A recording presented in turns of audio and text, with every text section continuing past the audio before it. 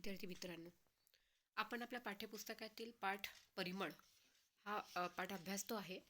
पाठाचे लेखक आहेत प्रल्हाद केशव अत्रे आणि काल आपण या संदर्भामध्ये प्रल्हाद केशव अत्रे यांचे परिचय आणि परिमळ याचा अर्थ सुगंध बहिणाबाई चौधरी यांनी जे लेखन केलेलं आहे बहिणाबाईंची गाणी त्या काव्यसंग्रहाला प्रस्तावना जे लिहिली ती प्रल्हाद केशव अत्रे यांनी लिहिली आणि ती प्रस्तावना म्हणजे आपला हा प्रस्तुत पाठ जो आपल्याला पाठ्यपुस्तकामध्ये दिलेला आहे.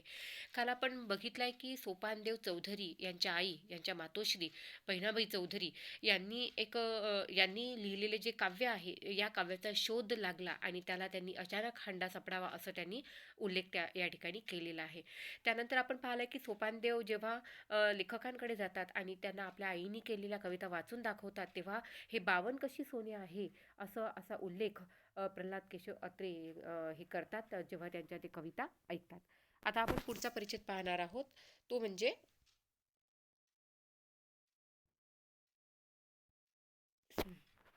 पान नंबर 19 वर. ठीक आहे, पान नंबर 19 वर शेवटचा परिच्छेद आहे. प्रतिभा हे कवीला लाभलेले निसर्गाचे देणे आहे. ते त्याच्याबरोबरच यावे लागते. यत्नाचा किंवा विद्येचा त्याच्याशी काही संबंध नाही. प्रतिभा कशाला म्हटलेला आहे? आता जसा याच्या आधी आपण बघितलंय की बहिणाबाई ज्या आहेत त्या अशिक्षित आहेत, शेतकरी स्त्री आहेत, निरक्षर आहेत, कुठलेही अक्षर त्या शिकलेल्या नाहीत, म्हणजे सुशिक्षित त्या नाहीत. परंतु लेखकाच्या मते प्रतिभा जी आहे ती आपल्याला निसर्गाचं देणं आहे किंवा निसर्गाने दिलेली आपल्याला ती एक देणगी आहे. आणि हीच प्रतिभा कवीला लाभलेले जे निसर्गाचं देणं आहे ते त्यांच्याबरोबर आलेलं आहे. यत्नाचा म्हणजे प्रयत्न करून किंवा शिकून किंवा विद्येचा त्याचा काही एक संबंध असत नाही, हे माझे आता ठाम मत झाले आहे. म्हणजे लेखकांना आधी एखादं मत ठाम होत असताना त्याचा अनुभव असणे गरजेचं आहे आणि तोच अनुभव लेखकाला या ठिकाणी आलेला आहे. कारण ज्यावेळेला ते बहिणाबाई चौधरींची कविता वाचतात, सोपानदेव चौधरी यांनी आणलेली जी चतकर चोपडी आहे त्यातून हे जेव्हा कविता वाचतात तेव्हा त्यांच्या लक्षात येतं की प्रतिभा म्हणतात ते याला, कारण प्रतिभा हे निसर्गाचं देणं आहे. का आहे? कारण सुशिक्षितांशी किंवा विद्येशी किंवा प्रयत्न करून ते शिकण्याशी याचा काही संबंध नाही. हे यांचं मत पक्क का झालं? कारण बहिणाबाई सारख्या निरक्षर असलेल्या अशिक्षित असलेल्या शेतकरी स्त्रीने इतके सुंदर काव्यरचना केलेली आहे की ज्या काव्याला ते 52 कशी सोनं म्हणतात आणि ज्याला ते जुन्याच्या जवळचं आणि नव्यात झळकेल असं त्याचं तेज आहे असं जे म्हणतात ते यामुळेच ते म्हणतात. म्हणून म्हणतात की प्रतिभा हे कवीला लाभलेलं निसर्गाचं देणं आहे. ते त्याच्याबरोबर यावं लागतं. यत्नाचा किंवा विद्येचा त्याचा काही संबंध नाही, हे आता माझे ठाम मत झाले आहे. कोकिळ पक्षाने तोंड उघडले की आपोआप संगीत वाहू लागते. प्राजक्ताची कडी उमलली की सुगंधाचेच निश्वास टाकू लागते. तसे जातीच्या कवीचे आहे. काय लेखकांनी उदाहरण दिलेलं आहे की जो कोकिळ पक्षी जो आहे त्या कोकिळ पक्षाला काही गाणं शिकवावं लागत नाही किंवा कसं गावं ते त्यांना सांगावं लागत नाही. त्यांनी तोंड जरी उघडलं तरी त्यांच्या तोंडून संगीतच बाहेर पडेल, गाणंच बाहेर पडेल. आणि त्याचप्रमाणे प्राजक्ताची कळी उमलली, प्राजक्ताचं जे फूल आहे ते त्याची कळी उमलली की त्यातून अर्थातच सुगंध बाहेर पडेल, त्याला काही वेगळ्याने प्रयत्न करावे लागत नाही. तसंच आहे जातीच्या कवीचं म्हणजे जन्मतःच ज्यांच्यामध्ये ही प्रतिभा आहे अशा कवीचंही त्याच पद्धतीनं आहे असं लेखक म्हणतात. त्याचे हृदयस्थाल धरून बसलेले असते. कोणाचे? कवीचे. म्हणजे ते प्रस्तावना करतात हे गोष्ट लक्षात घ्या आणि ही गोष्ट लक्षात घेतानाच आपल्याला लक्षात येईल की कवीचं वैशिष्ट्य ते सांगताहेत की कवीला लाभलेलं जी प्रतिभा आहे ती निसर्गदत्त आहे, निसर्गानं दिलेलं दान आहे, देणगी आहे. ती काही जाणीवपूर्वक प्रयत्न करून अंगीकारता येत नाही यावर त्यांचा आता ठाम विश्वास झालेला आहे आणि त्यासाठी ते उदाहरणही देतात. कवीचंही तसंच आहे. जसं कोकिळा गाणं गाते आणि काही जाणीवपूर्वक तिला शिकवावं लागत नाही. जसं फुलाची कळी उमकली, प्राजक्ताची कळी उमलली की त्यातून सुगंधच बाहेर पडेल, तेही नैसर्गिकच आहे. तसंच आहे कवीचं त्यांचं हृदय हे ताल धरूनच बसलेलं असते. म्हणजे त्यांच्या हृदयामध्येच कविताचं ठाणं मांडून बसलेली असते. त्यामुळे त्यांच्या जिभेवर जो शब्द येतो तो मुळी नाचतच येतो.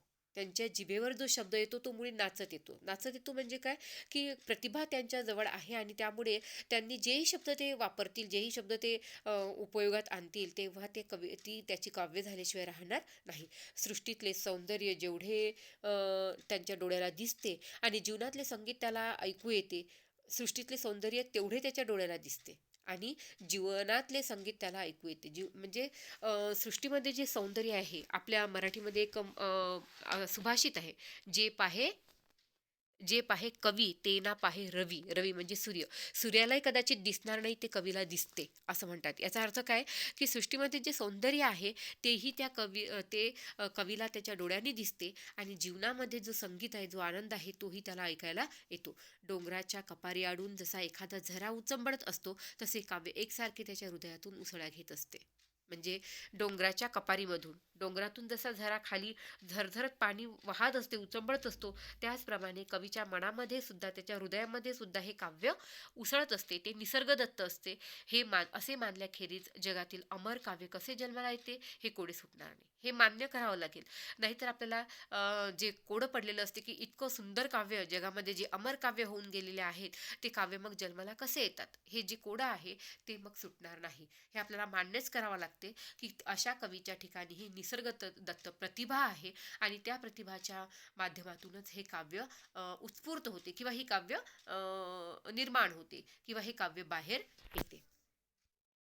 बहिणाबाई यांनी तर शाळेचे कधी तोंड पाहिले नाही. त्यांना लिहिता येत नव्हते किंवा वाचता येत नव्हते. गावातले मंदिरे ह्याच माझ्या शाळा असे त्या म्हणतात. गावातील मंदिरे ह्याच माझ्या शाळा असे त्या म्हणत. रोजचे घरातले आणि शेतामधले काम करता करता त्यांनी गाणी रचली आणि त्यातली थोडीशी कुणीतरी टिपून ठेवली. पहा, त्या निरक्षर होत्या, त्या कधी शाळेत गेल्या नाही, शाळेचं कधी त्यांनी तोंडही पाहिलं नाही, लिहिता त्यांना येत नव्हतं आणि वाचताही येत नव्हतं. असं असताना मग त्यांनी कविता लिहिल्या कशा, हा प्रश्न आपल्या समोर निर्माण होईल. तर अशा वेळेला बहिणाबाईंनी सांगितल्याप्रमाणे की गावातील मंदिरं म्हणजे त्यांची शाळा होती, म्हणजे गावामध्ये मंदिरं जी आहेत तीच त्यांची शाळा, त्यांच्याच माध्यमातून ते शिकल्यात. रोजचे घरातले कामं आणि शेतातले काम करता करता त्यांच्या अंगी जी काव्य प्रतिभा होती, त्या प्रतिभाच्या माध्यमातून त्यांनी जे काही काव्य केलं ते कुणीतरी टिपून ठेवलं, कोणीतरी लिहून ठेवलं.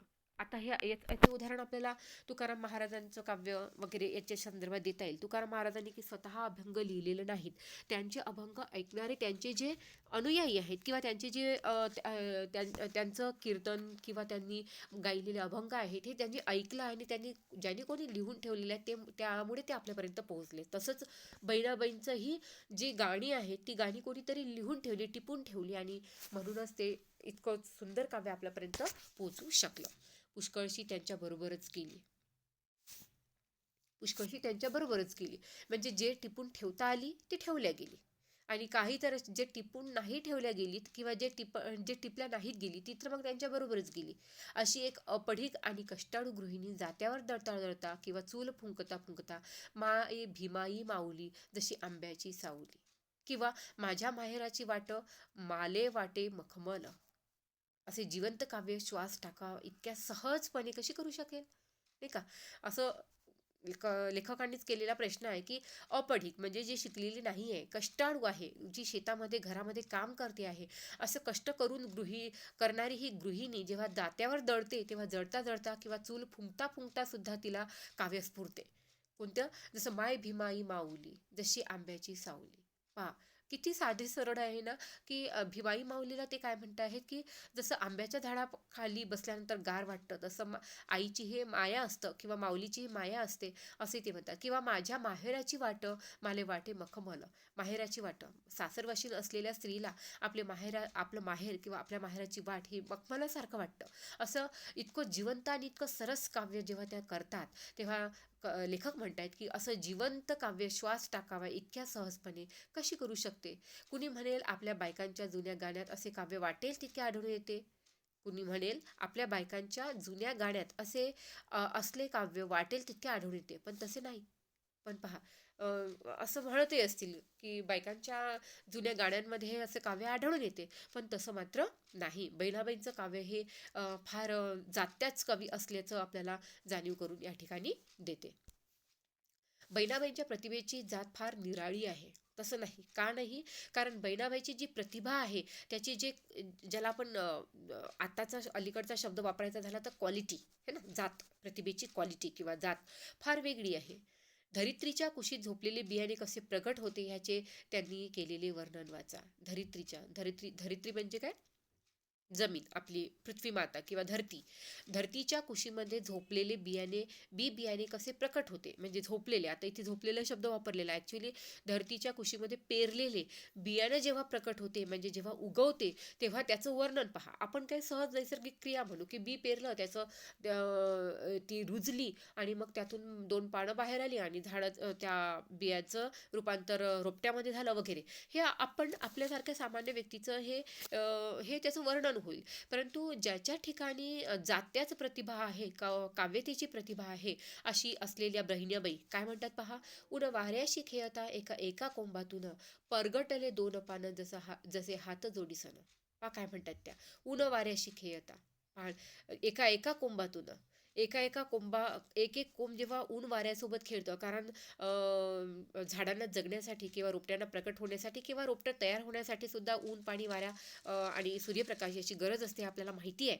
आणि त्याचाच आधार घेत इथे कवयित्री म्हणतात की ऊन वाऱ्याशी खेळता एका एका कोंबातून ऊन वाऱ्यासोबत खेळता खेळता एका कोंबातून 2 पानं प्रगटतात, आहे ना. जेव्हा कोंब बाहेर पडतो तेव्हा 2 पानंच असतात. परगटले म्हणजे निर्माण झाले 2 पानं.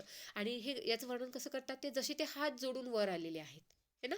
जसं निसर्गाचा ते आभार मानतायत आणि जसे ते हात जोडून वर आलेले आहेत असं ते वर्णन करतात. किती सुंदर आणि किती साधं, असं वाटतं अरे बापरे इतकं सोपं, पण ही जी प्रतिभा आहे ती त्यांच्या अंगी आहे आणि म्हणूनच त्यांची जी प्रतिभा आहे ती वेगळी आहे, निराळी आहे, असं लेखक या ठिकाणी म्हणतात. ऊन वाऱ्याशी खेळता, इथे समानार्थी शब्द तुम्ही लिहू शकता. वाऱ्याला समानार्थी शब्द पवन, नील, हवा, मारुत वगैरे. आणि खेळता म्हणजे खेळता. अहिराणी खानदेशी भाषेमध्ये ळचा उच्चार होत नाही, करत नाहीत, य करतात. म्हणजे खेळणे तर खेळणी म्हणतात, है ना.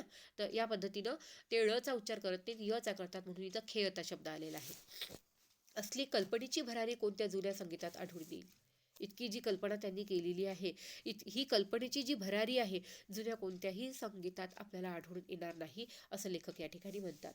हे मनोहर चित्र जिची प्रतिभा पाहू शकते किंवा ऐन तारुण्यात सौभाग्य गमावलेले असताना, हे मनोहर चित्र जिची प्रतिभा पाहू शकते, ऐन तारुण्यात जिचे सौभाग्य गमावले असताना, लपे कर्माची रेखा. लपे कर्माची रेखा म्हणजे काय, नशिबाचे फेरे. माझ्या कुंकवाच्या खाली पुशीसनी गेलं कुंकू, रेखा उघडी पडली. पहा काय म्हणतात. म्हणजे ज्या स्त्रीला भर तारुण्यामध्ये जिनं सौभाग्य गमावलेलं आहे आणि ती अगदी 4 ओळीमध्ये आपलं दुःख कसं व्यक्त करते पहा.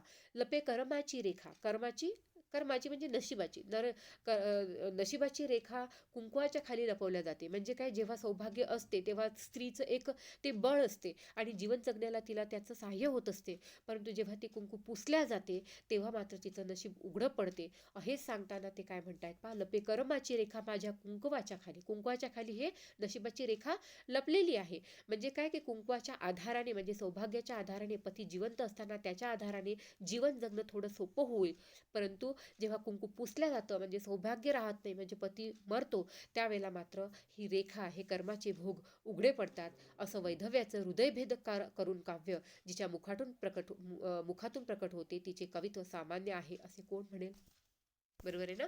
तर अशा पद्धतीने त्यांचं प्रतिभा सांगताना लेखकांनी फक्त त्यांची शब्दातून व्यक्त केलेले नाही, तर त्यांनी केलेलं काव्याचे 4 ओळी घेत त्या काव्याच्या माध्यमातून, त्या 4 ओळीच्या माध्यमातून त्यांची प्रतिभा कशी वेगळी आहे किंवा त्या किती प्रतिभाशाली आहेत, हेच आपल्या प्रस्तावना त्यांनी जी दिली आहे त्या प्रस्तावनेतून लेखक देतात. बाकीचं आपण उद्याला पाहू.